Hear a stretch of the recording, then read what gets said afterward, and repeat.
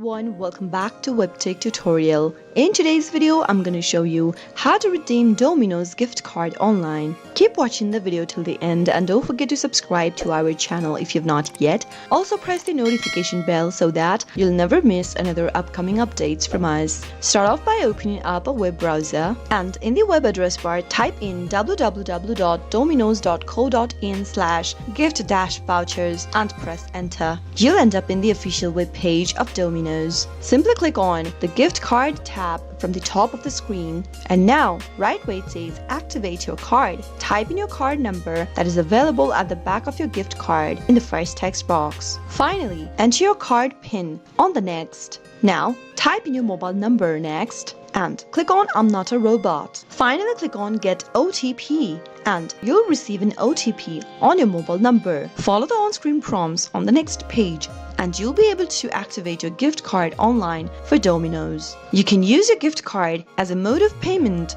whenever you make an order from Domino's. That is how it can be done. I hope the tutorial was helpful to you.